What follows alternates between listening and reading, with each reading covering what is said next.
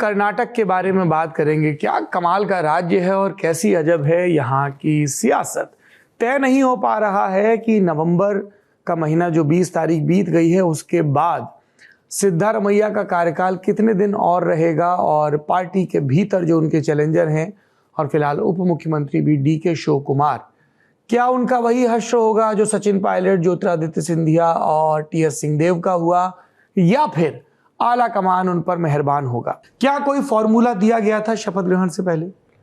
देखिए, दो बातें। पहले तो आपने पूछा कि क्या कोई फॉर्मूला दिया गया था शपथ ग्रहण के पहले।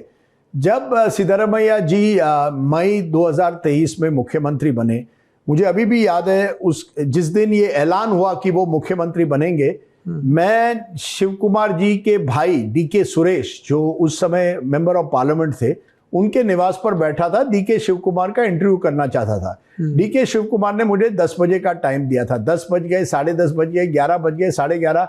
डीके शिव कुमार का कहीं नाम और निशान नहीं। वो करीब 11:30 बजे वहां पहुंचे और बड़े खुश नजर आ रहे थे। तो मैंने कहा, क्या हुआ sir?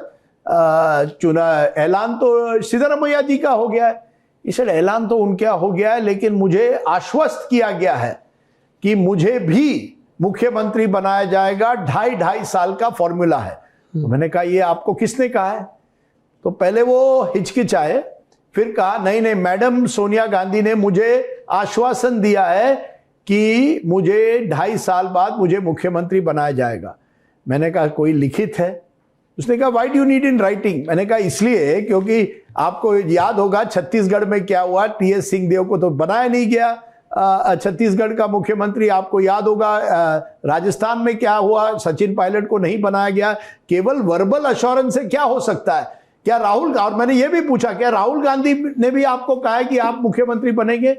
He said, I don't want to get into any of this. I can tell you कि मुझे आश्वस्त किया गया है कि 2.5 साल बाद मुझे मुख्यमंत्री बनाया गया। तो ये, और जो बाद में जानकारी मिली उसके मुताबिक केसी वेणुगोपाल, जो कांग्रेस के ऑर्गेनाइजेशनल सेक्रेटरी है, मल्लिकार्जुन खड़गे जो अध्यक्ष थे और कर्नाटका से आते हैं, और रणदीप सुरजेवाला जो जनरल सेक्रेटरी है, शिव कुमार के नजदीकियों का कहना है इन्होंने भी इस फॉर्मूला पर अपनी मोहर लगा दी थी।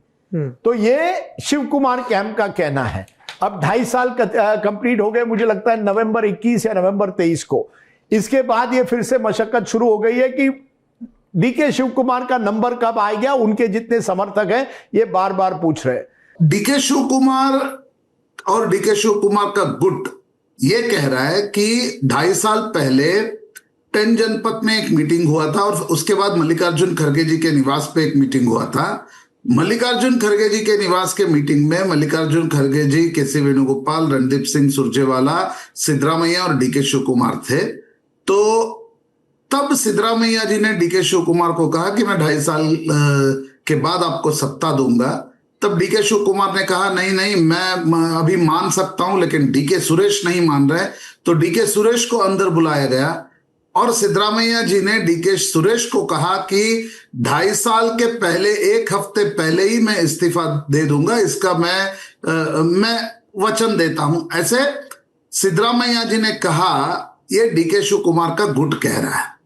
तो सिद्धरामैया जी का गुट क्या कह रहा है? वो कह रहा है कि डीके शिव कुमार को सोनिया गांधी और प्रियंका गांधी ने कुछ वचन दिया होगा, लेकिन सिद्धरामैया जी के पास गांधी फैमिली ने कभी भी 2.5 साल के लिए ऐसे कोई चर्चा नहीं की थी। इसलिए ये बात ही पैदा नहीं होती कि हम 2.5 साल के पश्चात तुरंत इस्तीफा दें।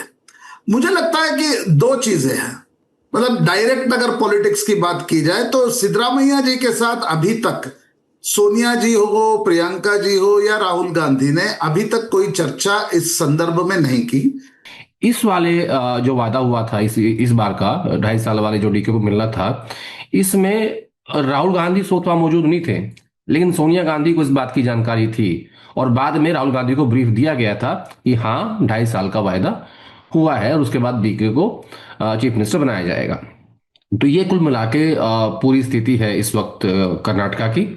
अब मुझे देखना इसमें ये है कि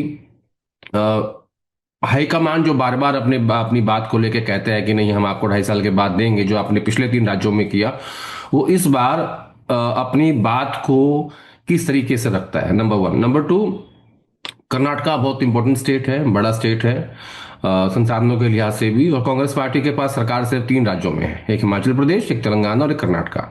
अगर कर्नाटका में जिस तरीके से चल रहा है, अगर ऐसे ही चलता रहा तो मुझे लगता है कि, क्योंकि जितना मेरा एक्सपीरियंस है कांग्रेस पार्टी को देखने का, कि ये लोग ढुलमुल रवैया रखते हैं और वो स्टेट हाथ से निकल जाता है। अगर जो भी करना है, स्टेटस को रखना है या चेंज करना है, मुझे लगता है वो तुरंत करना चाहिए। अगर आप इसमें डिले करेंगे तो कांग्रेस पार्टी, हालांकि संख्या ज्यादा है, 140 एमएलए है, बट स्टिल वहां पे कुछ भी संभावना हो सकती है, क्योंकि जो आपके विरोधी हैं वो बहुत मास्टर हैं इस काम के, किसी भी सरकार को तोड़ने में आपको, और ऐसी बहुत सारी सरकार आपकी तोड़ी भी, मध्य प्रदेश में हुआ, गोवा में हुआ, मणिपुर में हुआ, उत्तराखंड में हुआ, तो वो सब उनको करना आता है। तो कांग्रेस पार्टी को चाहिए कि वो अपनी स्ट्रैटेजी ठीक करे और कम से कम जो भी उनको फैसला करना है वो तुरंत करें, ताकि किसी प्रकार की कोई ऐसा मैसेज ना जाए कि हाँ जो सरकार है वो खतरे में है।